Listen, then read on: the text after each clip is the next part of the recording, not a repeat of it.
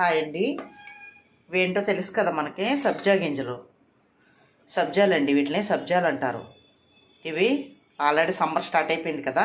మనం ఏం చేస్తామంటే చక్కగాని పిల్లలకి స్కూల్ నుంచి వచ్చిన తర్వాత లేదా హాలిడేస్ అనుకోండి, ఇంట్లో ఉంటారు కదా, ఈవినింగ్ టైం కానీ మధ్యాహ్నం భోజనం చేసిన 1 గంట తర్వాత కానీ ఏం చేస్తారంటే ఈ ఒక హాఫ్ అన్ అవర్ నానబెట్టండి. ఇలాగా నానబెట్టి పిల్లలకి పంచదార అనేది కొంచెం కొంచెం తగ్గించుకునే చేసుకోండి. ఏం చేసినా కొద్దిగా తేనె వేసి కానీ లేదా కొద్దిగా బెల్లం ముక్క, పటికి బెల్లం జ్యూస్ కానీ కొంచెం ఆడేసి, పటికి బెల్లం ఏం చేస్తారంటే మీరు చక్కగా పాకం పట్టేసి ఒక బాటిల్లో పోసుకోండి.